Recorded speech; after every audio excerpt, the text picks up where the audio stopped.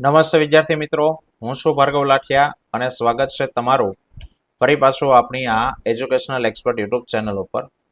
મિત્રો, આજે આપણે ધોરણ 7 ની અંદર વિષય વિજ્ઞાન અને ટેકનોલોજીમાં ગાલા સ્વાધ્યાય પોથીમાં પ્રકરણ નંબર 2 નું સોલ્યુશન આપણે કરીએ છીએ, જેનો ઓલરેડી એક વિડીયો આપણે જોઈ ગયા છે. બરાબર, ચાલો તો આગળ વાત કરીએ. પ્રકરણ નંબર 2,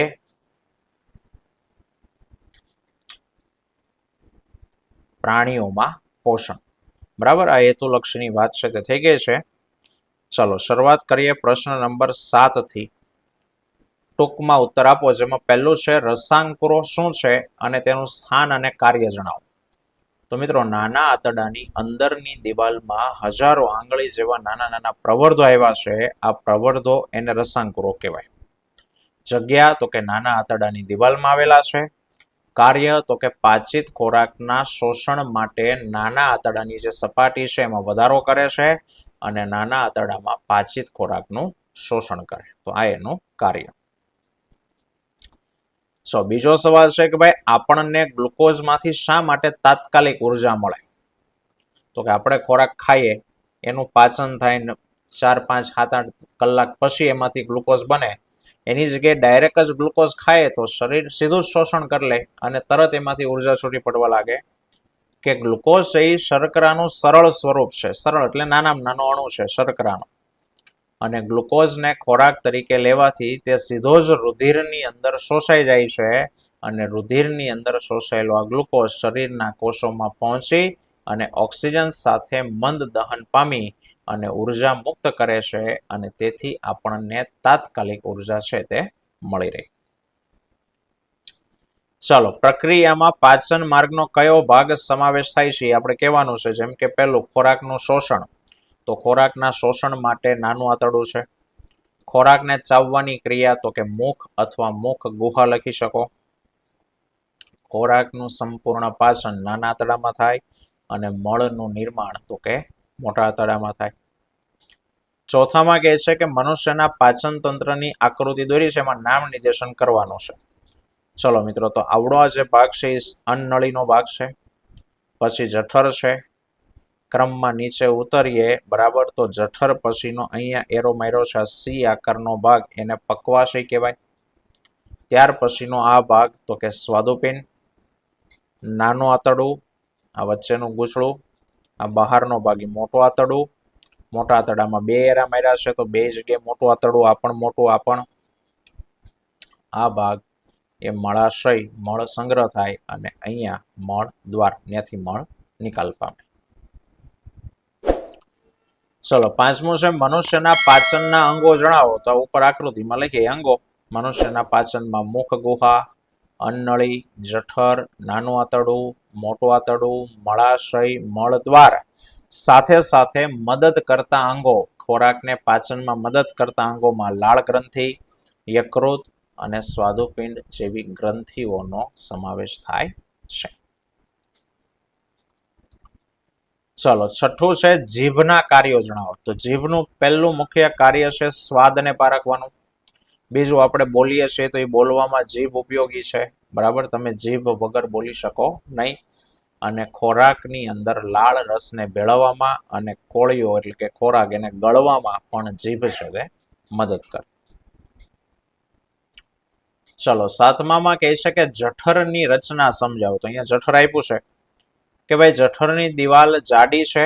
જાડી દિવાલ વાળી સ્નાયુમય કોથળી, એનો આકાર તો કે પહોળાઈ જે જેવો છે તે ઉપરથી અન્નળી સાથે અને નીચેથી આંતરડાની હારે જોડાયેલું હોય અને તે પાચન માર્ગનો સૌથી પહોળો ભાગ છે.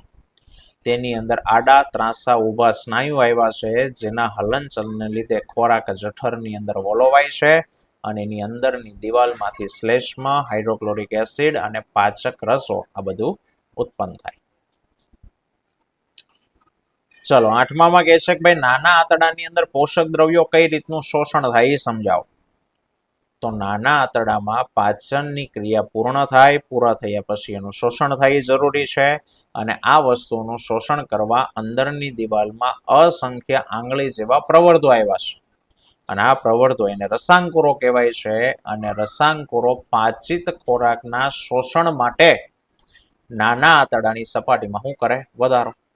જેટલા રસાંકુરો ઝાઝા એટલું ખોરાક વધુ શોષાશે અને દરેક રસાંકુર પાસે પાતળી અને નાની રુધિર કેશિકાનું જાળું છે અને પાચિત થયેલો ખોરાક એ રસાંકુરો દ્વારા શોષાય, ત્યાંથી રુધિર વાહિનીઓ દ્વારા શરીરના વિવિધ અંગો સુધી પહોંચી જાય. રેડી? ચાલો, 9મું છે મોટા આંતરડાની રચના અને કાર્ય સમજાવો. તો કે ભાઈ મોટું આંતરડું છે એ નાના આંતરડા સાથે જોડાયેલું છે. નાના આંતરડા કરતા એ પહોળું છે પણ લંબાઈમાં ટૂંકું છે. પહોળું વધારે છે એટલે એને મોટું નામ આપ્યું છે. બરાબર? તે આશરે 1.5 મીટર જેટલી લંબાઈનું છે અને તેના અંતના ભાગે મળાશય અને મળદ્વાર આવેલા હોય. આ એની રચના. કાર્ય કેવી રીતના થાય? તો કે મોટા આંતરડાની અંદર ખોરાકના પાચનની કે શોષણની ક્રિયા થતી નથી. ખોરાક નથી પચતો. પાણીનું શોષણ કરે, તેમાં અપાચિત ખોરાકમાંથી પાણી અને ક્ષારનું શોષણ કરે અને બાકી રહેલો જે કચરો એ મળાશયમાં જાય એને મળ કહેવાય. બરાબર? અને જે મળ દ્વારા શરીર બહાર સમયાંતરે નિકાલ પામે. બહાર નીકળવાની ક્રિયા એને મળ ત્યાગ કહેવાય. ચલો, આ પ્રશ્ન આઈએમપી છે. ઘાસ ખાનારા પ્રાણીઓમાં થતી વાગોળવાની ક્રિયા સમજાવો. કે સાહેબ ઘાસ ખાનારા પ્રાણીઓ કઈ રીતના ખોરાકને વાગોળે? તો કે ગાય, ભેંસ કે બીજા ઘાસ ખાનારા જે પ્રાણીઓ છે જ્યારે ઘાસને ખાય છે ત્યારે સૌથી પહેલા એ ઝડપથી ઘાસને મોટા મોટા ટુકડાના સ્વરૂપમાં ગળી જાય. હવે એ જે ખોરાક છે એ જઠરનો એક કોથળી જેમનું નામ છે આમાશય, એ આમાશય નામના ભાગમાં જમા થાય. હવે એ આમાશયમાં રહેલા બેક્ટેરિયા એ સેલ્યુલોઝનું પાચન કરવા મદદ કરે, જેની અંદર ખોરાક અર્ધપાચિત હોય. હવે આ અર્ધપાચિત ખોરાક બરાબર પ્રાણી જ્યારે આરામથી બેઠવું હોય ત્યારે એના મોંમાં આવે. જે ખોરાક નાના ગોળકોના સ્વરૂપમાં મોંમાં આવ્યો ને એને કહેવાય વાગોળ. જ્યારે પ્રાણી આરામથી બેઠું હોય છે ત્યારે વાગોળ એટલે કે ખોરાકનો એક ગોળો મોંમાં આવે છે અને પ્રાણી પછી એને બરાબર ચાવે અને ફરી પાછું બેઠું બેઠું જ્યારે એને ચાવ્યા રાખે એ પ્રક્રિયાને વાગોળવું કહેવાય. અને આવા પ્રાણીઓને વાગોળનારા પ્રાણીઓ છે તે કહેવાય. રેડી? ચાલો, 8મા પ્રશ્નમાં છે કારણ આપો. એક જ કારણ આપ્યું છે કે ભાઈ ખોરાકને ખૂબ ચાવીને ખાવો જોઈએ. તો કે પહેલું, ખોરાક ખૂબ ચાવવાથી તેનો બારીક ભૂકો થાય છે અને તેમાં પૂરતા પ્રમાણમાં લાળ રસ બળે. બીજું, ખોરાકને ચાવવાથી તે નરમ, પોચો અને લીસો બને છે. બીજું, એમાં રહેલો લાળ રસ એમાઇલેઝ એમાં રહેલો ટાઇલિન ઉત્સેચક, નામ લખવાની જરૂર નથી, એ સ્ટાર્ચનું શર્કરાની અંદર રૂપાંતર કરે. વળી જો ખૂબ ઝડપથી ચાવેલો હોય, મીન્સ કે ખૂબ ચાવેલો હોય, નાના નાના ટુકડા મોંમાં જ કરી નાખ્યા છે, તો જઠર અને નાના આંતરડામાં એ ઝડપથી પચી જાય અને આમ ખોરાકનું પાચન સરળતાથી થાય. તે માટે ખોરાકને ખૂબ ચાવીને ખાવો જોઈએ. ચલો, તફાવત છે નાનું અને મોટું આંતરડું.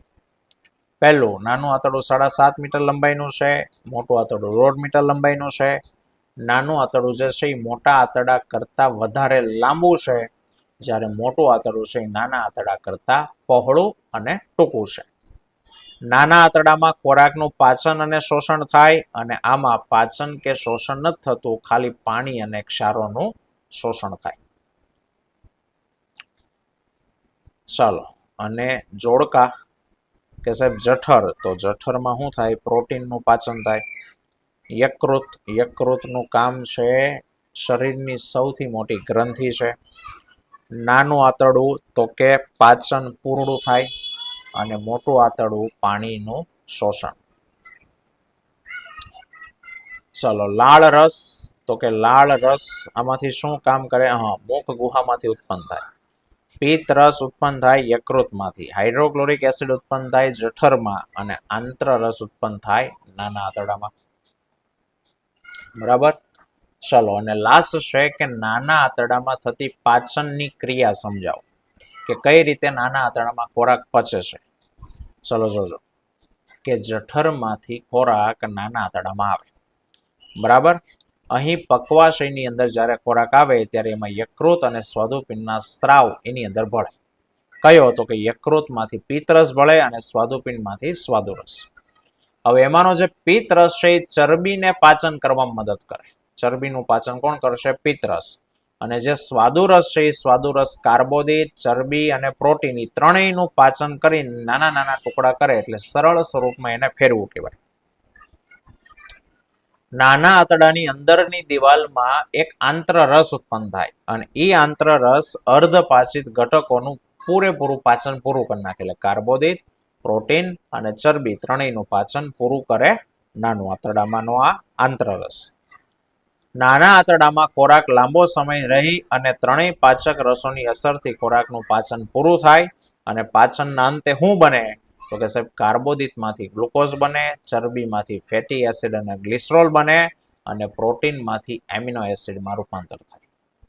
અને આ પાચિત થયેલો ખોરાક નાના આંતરડામાં આવેલા આંગળી જેવા પ્રવર્ધો એટલે કે રસાંકુરો એનું શું કરી લે? શોષણ. પણ આપણને અહીંયા ખાલી પાચન પૂછ્યું છે એટલે આવડું આ પાચન આટલું છે તે લખવાનું. બરાબર. તો આ તો આપણો આ ટોપિક અહીંયા ચેપ્ટર 2 છે તે સંપૂર્ણ પૂરું થાય. આવતા વિડીયોમાં ફરી પાછા ચેપ્ટર 3 સાથે મળીશું. ત્યાં સુધી જય હિન્દ, જય ભારત.